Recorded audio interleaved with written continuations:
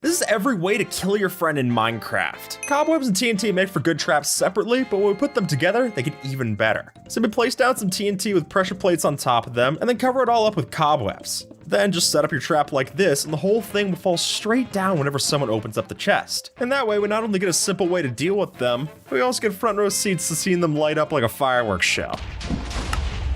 Most of us only use end crystals to respawn the Ender Dragon, and while there are some pros that might even know to use these crystals in PvP, you don't even have to use it in PvP to use it as a way to prank your friends. See, by placing one of these inside of your house, you give your friend one choice. Either they're going to leave it floating in their base forever, or get rid of it, which involves blowing it up. But if making end crystals is a bit too expensive for you, then why not try this one with a creeper? See, by trapping a creeper inside the roof of your friend's base with a trap door, you guarantee that when they go and flip open the mysterious trap door, they're bound to get a sneaky surprise dropping on them and blowing up. And that's not the last thing we're going to do to mess with your friend's base, since why not go through the carpets and add some magma blocks right underneath? Thankfully, magma blocks don't give off any kind of particle effect. And since they're able to hit us through these transparent blocks of carpets, it'll still cause damage to the player every time that they walk over it, causing a completely invisible trap for your friend to get hit by. Check out this completely normal lectern, except that it isn't a normal lectern at all, because if you didn't know, lecterns actually emit a redstone signal when you open them with a comparator out the back. And what's more, the strength of that output is actually based on how many pages you turn through the book. So if your friend's the kind of person to not judge a book by its cover and search through the pages, then you can hook up a lectern to some TNT minecarts, and that'll give them a good reason for not snooping around in anyone else's stuff.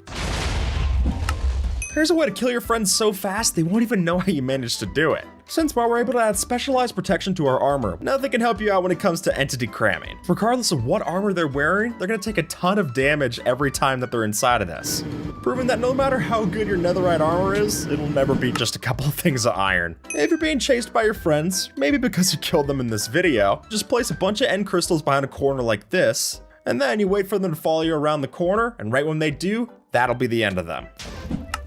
If you got a skeleton spawner on hand, then you're missing out by not setting up this trap. Simply press a button, and we'll turn all of these trapped skeletons into an automatic turret. And at that point, they're really gonna see the meaning of why this is a hostile mob. So unless your friend's the star of an action movie, they're not gonna be able to make it out of those bullets in time.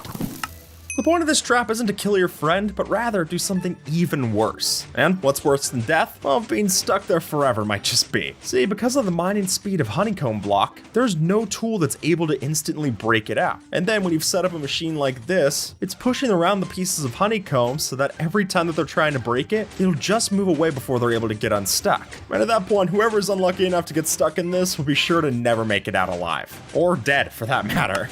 This trap will instantly kill literally everything that's in the same room with it. Just set up some water like this with soul sand underneath, and then shoot a bunch of arrows of your choice into it. And then by loading the middle with TNT minecarts, you can just detonate the minecarts in the middle, and that'll do the trick.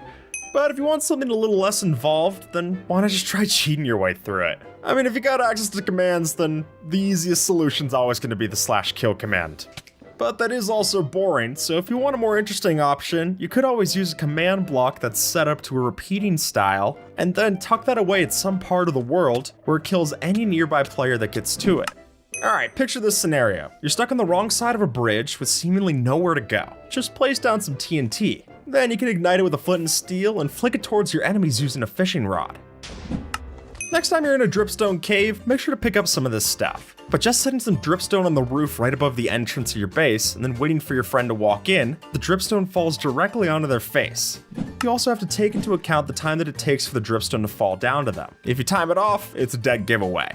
The crossbow in Minecraft's more dangerous than you could possibly ever imagine. By just enchanting the crossbow and loading in some mega powerful fireworks like this, then we're able to deal almost half a player's health points in one single hit. And this gets even more dangerous if you were to load up 3 different crossbows ahead of time, and then have them on your hotbar next to each other. In the recent years of Minecraft PvP, one of the most deadly enchantments that you can have is the piercing enchantment. Since with this, we're able to still do damage through shields. But then if you take that piercing weapon and fill it up with tipped arrows, you can either do additional damage with instant damage arrows, or add in instant poison to pack that extra punch.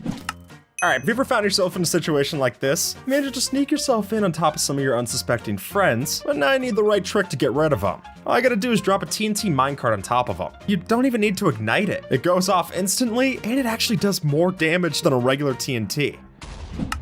When you drop an anvil, it turns into an entity, and that little bit of code is how we're able to make one of the most dangerous weapons in the game. Since if you were to drop the anvil into a bubble elevator, then all the time that it's spent falling inside of that bubble stream, the code will think that the anvil's been falling this entire time, making it extremely deadly. So then, even if it's not falling from the maximum height that you can drop an anvil from, it'll act like it is.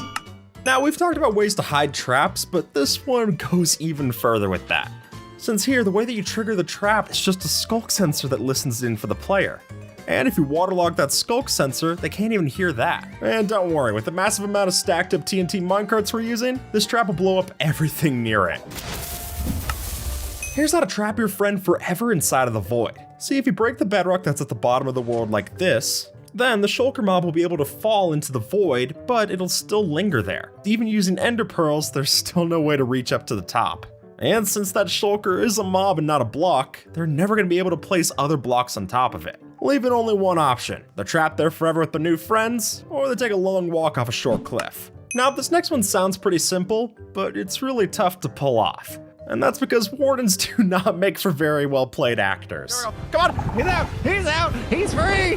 Now first, you're gonna want to name tag it, since a named ward will never crawl back into the floor when it loses its focus. And then if you use nether portals or a bubble elevator to trap them inside of the base, I got it! then when they enter, they'll likely have their guard down. I mean, why wouldn't you? It's your own home. Only to find right there in the living room they've got a warden.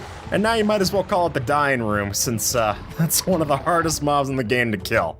Squatter's rights, I guess.